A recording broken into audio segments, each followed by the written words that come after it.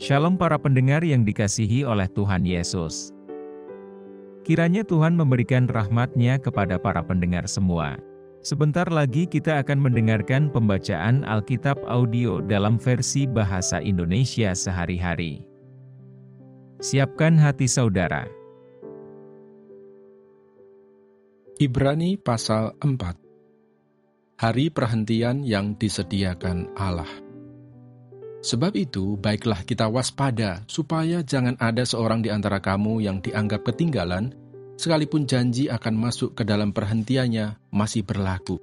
Karena kepada kita diberitakan juga kabar kesukaan, sama seperti kepada mereka. Tetapi firman pemberitaan itu tidak berguna bagi mereka, karena tidak bertumbuh bersama-sama oleh iman dengan mereka yang mendengarnya. Sebab kita yang beriman akan masuk ke tempat perhentian seperti yang ia katakan, sehingga aku bersumpah dalam murkaku, mereka takkan masuk ke tempat perhentianku. Sekalipun pekerjaannya sudah selesai sejak dunia dijadikan.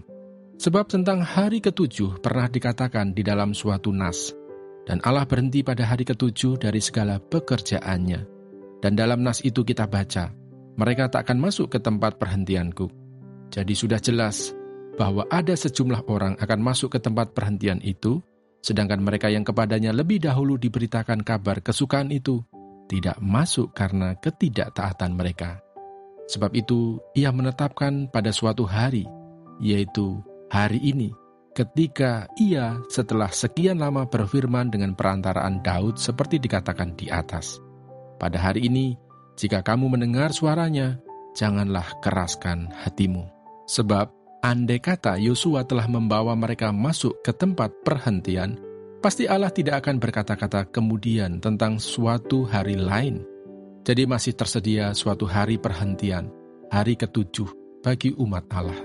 Sebab barang siapa telah masuk ke tempat perhentiannya, ia sendiri telah berhenti dari segala pekerjaannya, sama seperti Allah berhenti dari pekerjaannya. Karena itu baiklah kita berusaha untuk masuk ke dalam perhentian itu, supaya jangan seorang pun jatuh karena mengikuti contoh ketidaktaatan itu juga. Sebab firman Allah hidup dan kuat dan lebih tajam daripada pedang bermata dua manapun. Ia menusuk amat dalam sampai memisahkan jiwa dan roh, sendi-sendi dan sumsum. Ia sanggup membedakan pertimbangan dan pikiran hati kita. Dan tidak ada suatu makhluk pun yang tersembunyi di hadapannya, sebab segala sesuatu telanjang dan terbuka di depan mata Dia, yang kepadanya kita harus memberikan pertanggungan jawab. Yesus sebagai imam besar. Karena kita sekarang mempunyai imam besar agung, yang telah melintasi semua langit, yaitu Yesus, Anak Allah. Baiklah kita teguh berpegang pada pengakuan iman kita. Sebab imam besar yang kita punya, bukanlah imam besar yang tidak dapat turut merasakan kelemahan-kelemahan kita. Sebaliknya sama dengan kita, ia telah dicobai, hanya tidak berbuat dosa. Sebab itu, marilah kita dengan penuh keberanian menghampiri tahta kasih karunia, supaya kita menerima rahmat dan menemukan kasih karunia untuk mendapat pertolongan kita pada waktunya. Terima kasih Bapa di surga untuk firman-Mu hari ini. Berkati kami semua supaya kami mengerti isi hati-Mu.